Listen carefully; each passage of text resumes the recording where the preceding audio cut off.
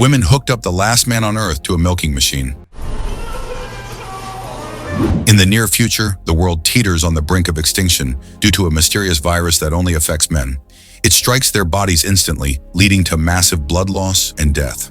Within just a few weeks, all the men on Earth are dead, and women are forced to burn their bodies. 8 years later, an organization called Wellness fully governs a community made up of women. Despite the catastrophe that occurred not long ago, they have learned to move on and embrace life in a world without men.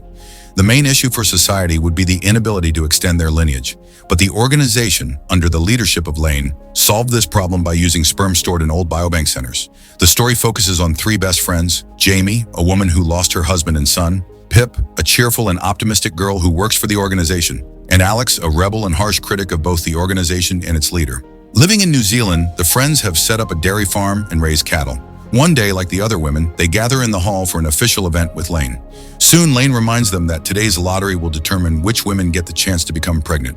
Alex is skeptical of Lane's claims about a better world and believes their society is far from perfect. Pip tries to calm her down, but Alex snatches her green smoothie and throws it at Lane, staining her pristine white dress. The girl has crossed the line and deserves immediate punishment, so Constable Constance arrests her and takes her to a holding room. Left alone, Alex continues to provoke the law enforcement. But for them, it's a game. She and Constance are lovers secretly meeting for pleasure. Meanwhile, the women in the hall proceed with the lottery to replenish the population. After a few lucky women, Jamie hears her name and realizes she has a chance to become a mother. Knowing nothing will stop them, Alex and Constance make love and discuss plans for the weekend.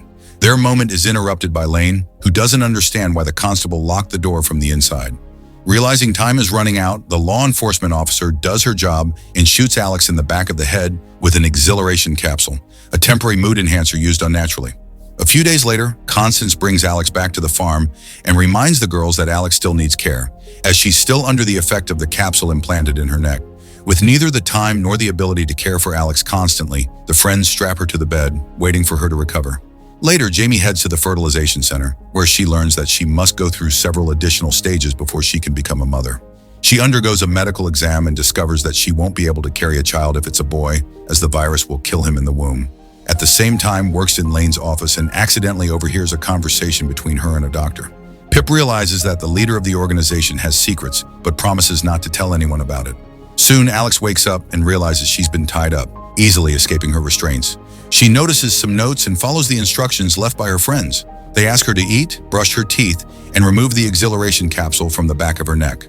Meanwhile, visits a woman of easy virtue to spend a few hours with her. Jamie misses her late husband and convinces the woman to wear his hat and jacket. Overcome with nostalgic memories, Jamie imagines her deceased husband Jackson and makes love to him, then talks about her upcoming pregnancy. In the evening, the friends return home to find that Alex is gone, and the bathroom is covered in blood. They are puzzled by her disappearance and don't realize that she went to visit her mother. The elderly woman has a mood-enhancing capsule implanted in her head, leaving her unaware of her surroundings and emotionless. After visiting her mother, Alex returns home and stains posters of Lane with blood. The friends decide to search for her in an old SUV, but along the way, they hit someone. At first, they think it's a goat, but soon realize it's a human body. Jamie fears it might be their friend, but Alex has only just returned home and doesn't understand what's happening. Turning the body over, the friends are shocked to discover that it's possibly the last surviving man on Earth. Trying to confirm this, they pull at his beard. The man wakes up, lunges at the friends, but they hit him in the head, knocking him unconscious again. Pip, Jamie, and Alex drag the man into the barn to figure out what to do with him. Pip, as a loyal worker of the organization, suggests handing him over to Lane, warning that if they don't, they might face punishment in the form of permanent exhilaration. Jamie and Alex ignore their friend's suggestion and decide to keep the man, as he urgently needs medical attention. The friends remove a sharp object from his leg and stop the bleeding, but Pip faints from the sight of it. The next morning, the friends wake up to the arrival of Michelle, Lane's subordinate, who has come to assess Jamie's well-being and her ability to be a good mother. Jamie begs Pip not to mention the man in the barn, fearing that he might cost her the chance to become a mother. Reluctantly, Pip agrees, but fails to lie convincingly during the interview. During the conversation with Michelle, Pip and Jamie are visibly nervous, struggling to answer seemingly simple questions. After a short discussion, Michelle suggests visiting the barn to check out their dairy farm, which terrifies Jamie and Pip as they're hiding the only man left on Earth, an act that could have serious consequences. Meanwhile, Alex inspects the man's belongings and learns that his name is Bob. He came from a quarantine zone where no survivors should have been, but what scares her isn't that. Among his things, she finds a newspaper clipping with a picture of her mother, which makes Alex uneasy. When Bob wakes up, he tries to leave the barn, but Alex stops him. Attacking the man, she does everything she can to keep him away from Michelle. Bob is stronger than Alex and begins to strangle her, but she manages to knock him out with a taser. Hiding his body, Alex pretends to be exhilarated, and Michelle sympathizes with her friends. Later, Alex returns to interrogate Bob, having tied him up. She tries to understand why he wants her mother, but Bob refuses to speak to anyone other than the scientist. Alex explains that this is impossible, as the scientist was deemed crazy 4 years ago. She constantly talked about surviving men, which led to her being subjected to permanent exhilaration. Alex threatens Bob with the same fate and promises to implant a capsule in his neck. But at one point, she sees her mother's face before her. Realizing that such treatment isn't right, she destroys the exhilaration capsule and tries to be more friendly with Bob. As a result, he reveals that there are other surviving men, shocking Alex. Meanwhile, returns to the artificial insemination clinic and learns that her application has been rejected. Falling into depression, she calls Pip to share the bad news. Pip decides to help and approaches Lane, telling her that Jamie is a strong and deserving woman who would make a good mother. Lane interprets Pip's attempt to challenge Michelle's decision as distrust in her colleague, which could lead to punishment. Soon after, Jamie is removed from the list of potential mothers, permanently losing her chance to become a mother. Devastated by this, Jamie decides to take drastic measures. She goes to the barn and asks Bob to provide biological material for fertilization. She dances in front of him and undresses, but Pip stops her, begging Jamie not to lower herself and fall into madness. Pip promises to solve the problem on her own. Rushing to the barn, Pip connects the last man on Earth to the milking machine to extract his semen and give it to Jamie. Meanwhile, Alex begins her own investigation to expose the organization, unaware that Bob is being hunted by a woman who seeks to eliminate him. The next morning, Pip returns to the barn to ask Bob to provide his biological material once more. The man refuses on principle, as he is treated like an animal. Pip, secretly feeling sympathy and sexual attraction, proposes a deal. He will give the biological material, and they will let him take a shower. Later, Jamie and Alex go to the store, where they meet a woman who was also denied fertilization despite winning the lottery. She struggles with the rejection, but respects the company's decision, which greatly irritates Alex. Pip escorts the man to the shower, controlling him with a stun gun and refusing to untie his hands, considering him dangerous. Bob reluctantly agrees and heads to the bathroom, aware that Pip is watching him. Having fulfilled her part of the deal, the man fills a cup with his semen. When Jamie returns home, Pip gives her the biological material and tries to do so secretly from Alex. Later, Alex goes to the barn to befriend Bob. She offers him a sandwich and alcohol, but she gets drunk first, losing control of the situation. Thinking they've become best friends, the naive and trusting Alex frees Bob. The man uses this opportunity to try to escape, but he falls face first into a cowpat. Realizing he's too weak for a solo journey, Bob returns to the barn and apologizes for his actions. That evening, Jamie uses the insemination tube, only to recall the store worker. Showing sympathy, she decides to sacrifice the biological material and anonymously leave it at the woman's house. The next morning, Pip brings Bob breakfast and realizes she wants to have sex with him. Struggling to suppress these thoughts, she heads to the organization's office. There, she learns that the store worker confessed and handed over the biological material, but she was still punished with a shot in the back for exulting. Meanwhile, Bob informs them that he has a SIM card that can help him figure out what to do next and how to find other surviving men. Alex finds an old mobile phone, allowing them to check the card. They discover a message that reads, "Wake up," but they don't understand the full plan. Soon after, Pip calls home and, using code phrases, informs them that the organization has learned about Bob and a cleanup team is heading to the farm. Pip arrives home at the same time as the organization workers and finds her friends hiding nearby. They realize that Jamie's actions were reckless, and now they need to go into hiding. At that moment, an unknown caller reaches Bob and gives him the coordinates of the place where other men are located. The group heads to the designated location, but doesn't know what to do next. The coordinates lead them to a quarantine zone once used to burn the bodies of men, but there's nothing left here now. At one point, Alex and Bobby go to the restroom when suddenly Bobby notices a red dot on the girl's forehead. Realizing she's being targeted by a sniper, the couple makes a run for it and heads back to the car. The huntress has tracked Bobby and is determined to kill him, but her friends are opposed to it. Pip, who's used to following the rules, sticks to the signs, which causes them to go in circles. This allows the huntress to take a few shots before they manage to drive off to a safer spot. Most of the roads are blocked, so they have to head to the annual menstruation celebration. The girls hide Bobby under old blankets, passing him off as a frail elderly woman. Despite the danger to their lives, continues to follow the rules and plays the obedient girl. As a result, she gives the car keys to allow the others to clean it. The group is forced to hide out at the celebration, which becomes increasingly difficult. In an attempt to hide Bobby and keep his true identity a secret, Pip grabs a pink cup costume. Amid the crowd of partygoers, the group gets separated and can't find each other. Pip heads to the tent to hand out gifts to young women, but spots the huntress has also arrived at the celebration. Running for her life, Pip heads into the labyrinth of self-discovery, where she meets Lane. Lane knows the three girls are hiding the last surviving man and demands they bring him to her before sunset. If they fail, she warns them, she, Jamie, and Alex will face a lifetime of exaltation with complete loss of identity. Jamie sees one of the girls resemble her late husband and follows her. As a result, she ends up on the Ferris wheel, sitting next to a little girl.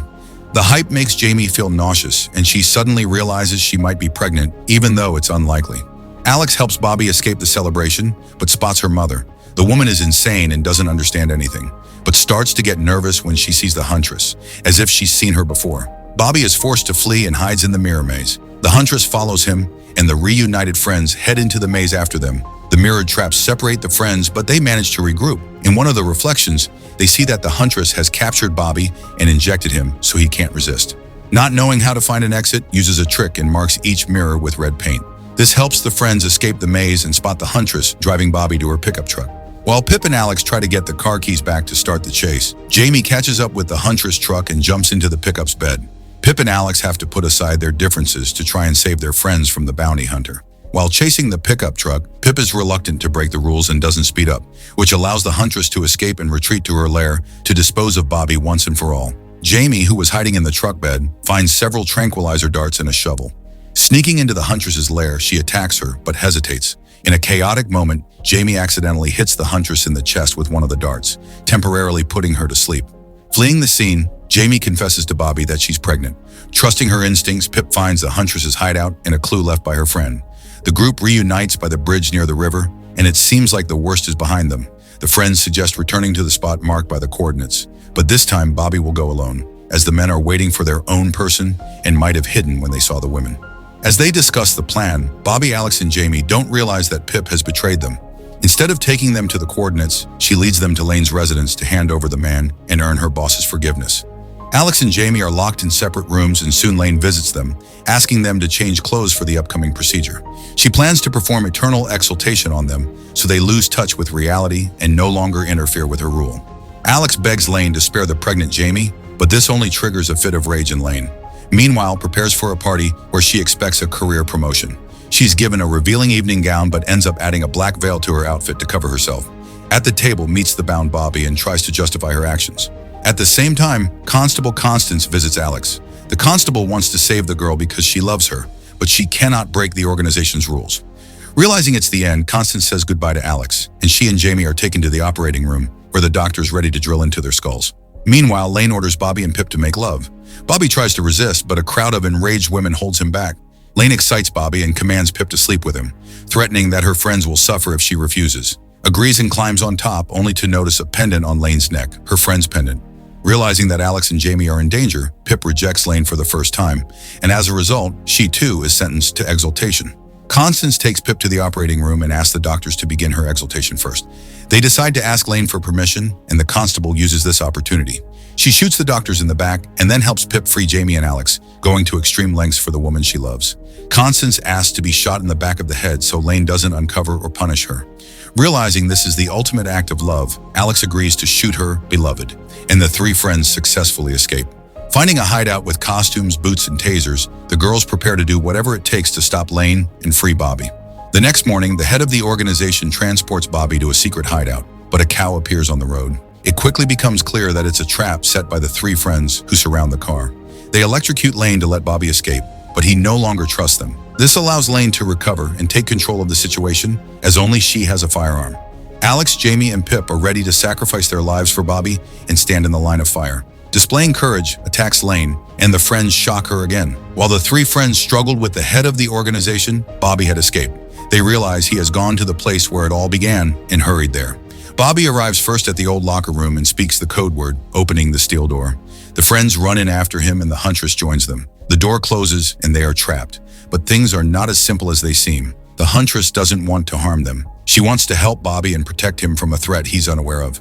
The room starts filling with poisonous gas, but the huntress notices a ventilation shaft. She helps the three friends and Bobby climb up, and then informs Alex that she knew her mother. Noticing an identical tattoo on the huntress's body, Alex realizes that the huntress is a good person who never intended to hurt them.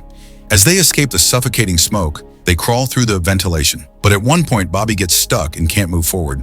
The four of them must break open the vent to make an unexpected discovery. They find themselves in a room with several men, all bound and gagged, their bodies connected to milking machines to collect biological material. It turns out that the hideout for men is a trap, and Lane had bought Bobby. Her goal is to take over the world by controlling birth rates and manipulating people willing to do anything for the continuation of the human race. The most horrifying revelation is that Lane's main accomplice and lover is Jackson, Jamie's husband, whom she believed to be dead. Alex, Pip, Jamie, and Bobby realize they are doomed.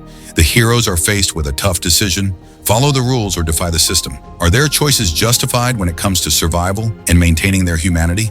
What would you do if you were in their shoes? Share your thoughts in the comments below. Hit that like button and don't forget to subscribe. See you in the next video.